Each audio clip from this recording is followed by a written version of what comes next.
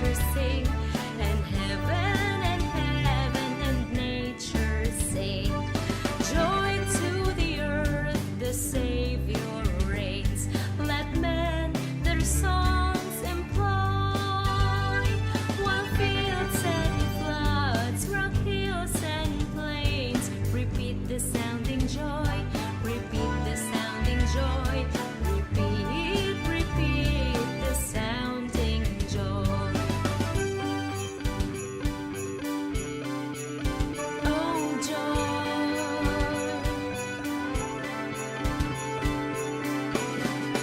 No more let sins and sorrows grow, nor thorns infest the ground. He comes to make his blessings flow, far as the curse is found, far as the curse is found, far as the curse is found.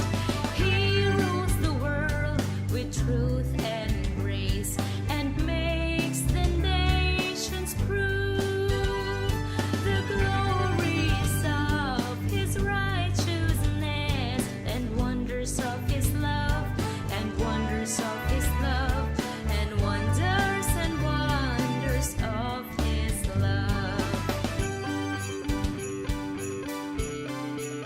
Oh, joy.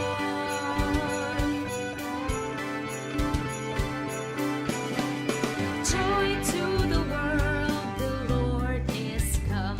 Let earth receive her King. Let every heart prepare him room, and heaven and nature sing, and heaven and nature sing, and heaven and nature sing.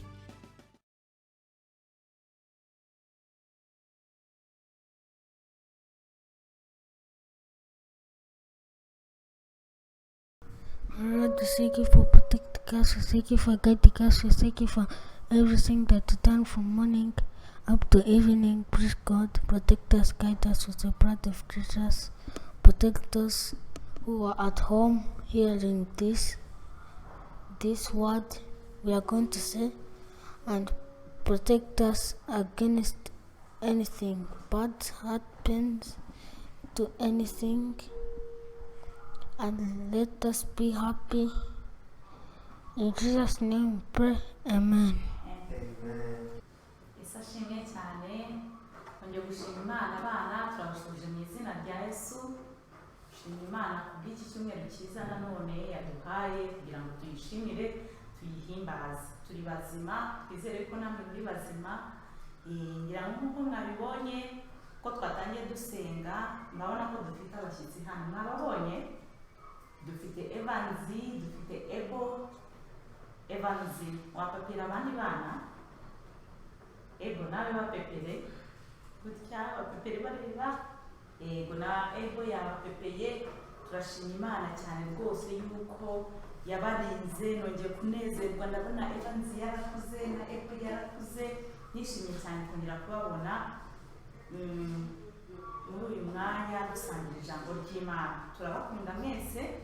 Ndifuza kugira ibibazo mbabaza rero mbere yuko dutangira ijambo ry'Imana. Uyu munsi ni wo gushima Imana, ni umunsi wo gushima Imana kubw'ibintu bitangaje Imana yaba yaradukoreye mu mwaka wose. Rero mbere yuko dushima Imana, ngira ngo murabizi ko tugiye kwegereza iminsi ya Noheli. Aba bantu rero bari hano ndifuza kubabaza, bafite indirimbo bakunda za Noheli. None ndagira ngo batubwire ni izihe ndirimbo bakunda. Evans, ni iyihe ndirimbo ya Noheli ukunda? Jingle bell. Jingle bells. Ebo, ni iyihe ndirimbo ya Noheli ukunda?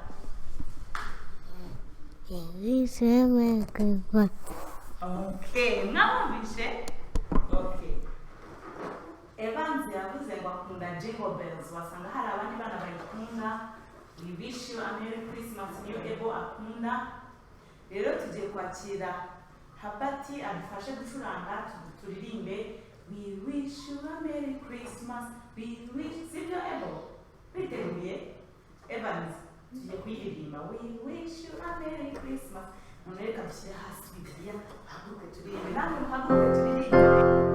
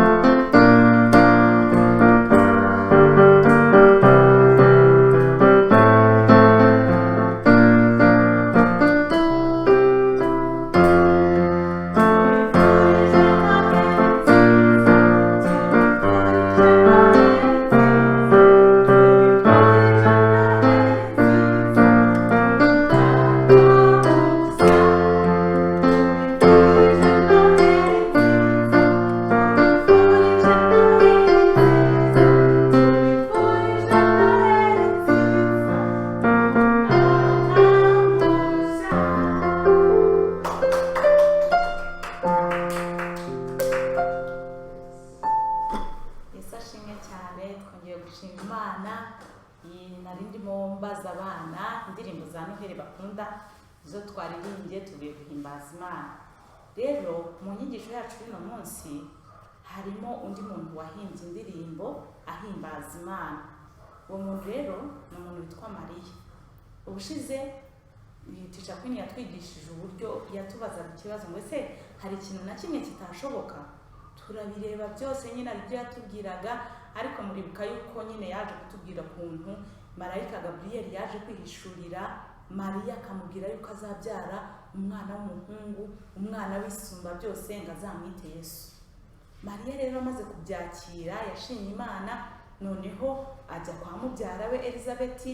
Agezeyo naho nyine ibitangaza byabereyeyo, yaramushuhuje. Noneho amaze kumusuhuza umwana wa Elizabeth mu nda atangira kubyina. Noneho Elizabeth nawe ashima Imana. Birangiye Mariya aterura amagambo yandika indirimbo yo guhimbaza Imana. Murashaka kuyumva? Ni bande bashaka kumva iyo ndirimbo Mariya yanditse? Okay, noneho reka nyibasomere. Turayisanga muri Luka igice cya mbere umurongo wa 46 kugeza ku murongo wa 55. Reka mbasomere. Mariya aravuga ati, umutima wanjye uhimbaza Umwami Imana, n'ubugingo bwanjye bwishimiye Imana Umukiza wanjye, kuko yabonye ubukene bw'umuja wayo, kandi uhereye none ab'ibihe byose bazanyituhiriwe, kuko ushobora byose ankoreye ibikomeye, n'izina rye ni iryera. Imbabazi ze ziri kuba mwubaha uko ibihe bihaye ibindi.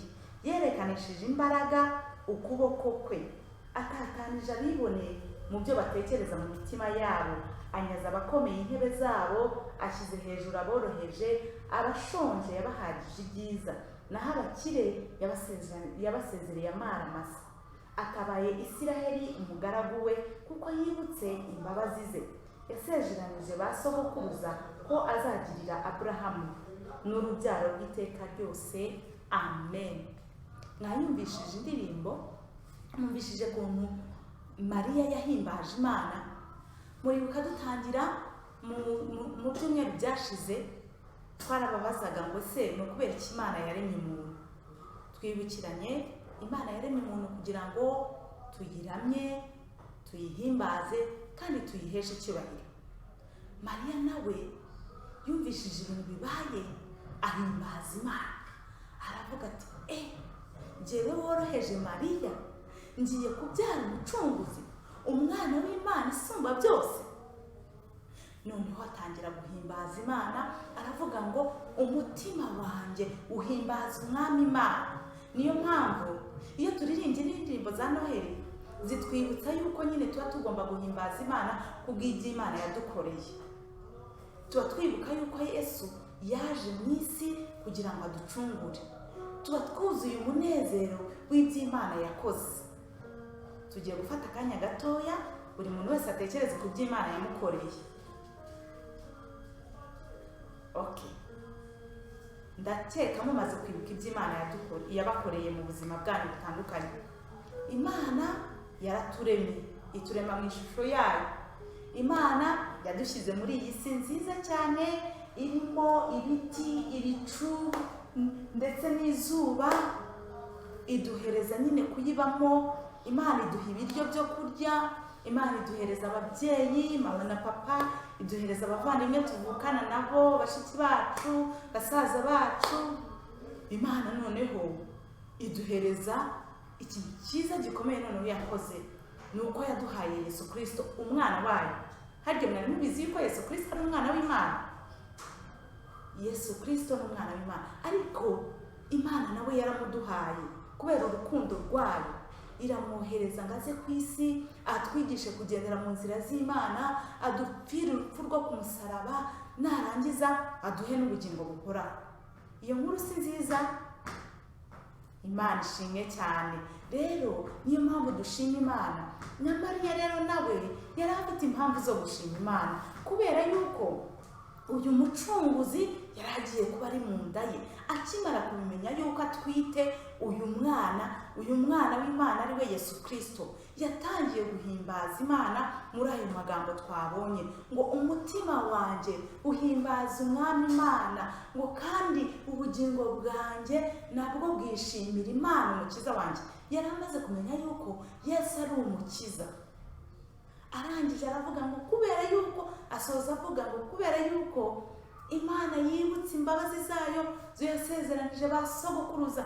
Ni ukuvuga ngo mwari muzi yuko uhereye mu itangiriro Imana yari yaravuze yuko izohereza umukiza gucungura abantu. Guhera kuri Aburahamu irabimubwira, irongera ibibwira Isaka, irongera ibibwira Yakobo. None dore bisohoye ku gihe cyande cya Mariya na Yosefu. Noneho Mariya yari afite impamvu zo guhimbaza Imana kubw'iby'Imana yakoze, kubw'iby'Imana igiye gukorera isi, kubw'iby'Imana yari igiye gukorera Isiraheli. Yesu ashimye cyane. Nta nubwo yatekerezaga ngo ngo ngende umuntu utangaje, ahubwo yibutse yuko njyewe umuja wawe, ngo abantu bose bazavuga ko ab'ibihe byose bazavuga ko nduhiriwe kubera ikintu yari agiye gukora. Imana yari igiye kumukorera gutuma nyine ari we utwita umukiza w'isi yose. Natwe rero uyu munsi nk'uko twatangiye tuvuga ko ari umunsi wo gushima Imana, dusubize amaso inyuma turebe iby'Imana yakoze umwaka wose. Yaraturinze korona, iturindira ababyeyi bajya mu kazi bakagaruka, abari barwaye irabakiza, none n'uyu munsi turi bazima, none dufite Kristo. Ubwo se si ibintu byo gushimira Imana? Imana ibaha umugisha rero uyu munsi. Mami na dadi nibakubaza uyu munsi ni iki wize, ubibutse yuko uyu munsi twize gushima Imana kubw'iby'Imana yadukoreye mu mwaka wose. Kandi nta nubwo ari twebwe gusa dushima Imana, ahubwo na Mariya nawe yashimye Imana, yahimbaje Imana, ahimba indirimbo cyangwa se umuvugo, arawandika ahimbaza Imana, ngo n'abantu bose bazabyumva bazamwita uhiriwe kubw'iby'Imana yakoze. Natwe rero turashima Imana ku bwa Kristo. Imana ibaha umugisha. Yesu ashimwe cyane. Tuvuye mu mwanya mwiza wo kwiga ijambo. Nk'uko tubimenyereye rero, iyo tumaze kwiga ijambo mbabaza ibibazo mukansubiza. Uyu munsi rero ndabaza mugenzi wacu hano Evans ikibazo nshaka kumubaza. Tumaze kumva inkuru y'uburyo Mariya yahimbaje Imana. Ese no kubera iki Mariya yahimbaje Imana? yarahimbaje Imana kubera yashakaga gushima Imana. Kubera yahaye umwana ukomeye witwa Jesus. Mwabyumvishije? Imana, Mariya yahimbaje Imana kubera yuko yashakaga gushima Imana, kuko yamuhaye umwana ukomeye witwa Yesu.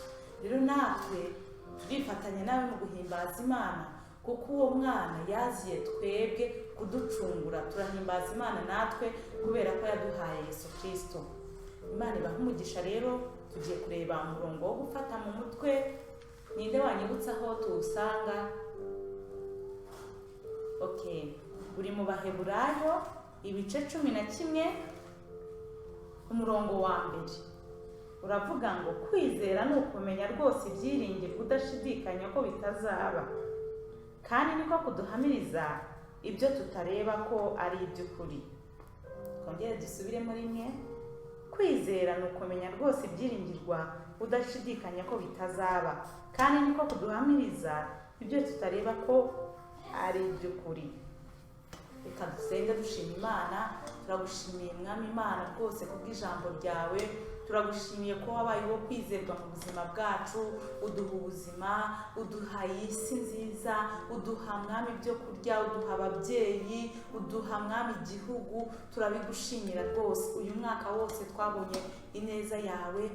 Turongera rero kugusaba kugira ngo ukomeze kubana natwe. Turagushimira by'umwihariko yuko wazanye Yesu Kristo mu mitima yacu, mu bugingo bwacu. Noneho natwe tukaba tubasha kumwizera. Imitima yacu iranezerewe mu izina rya Yesu. Amen. Tugiye kuririmba rero akaririmbo kamwe tubasezeraho. Imana ibahe umugisha.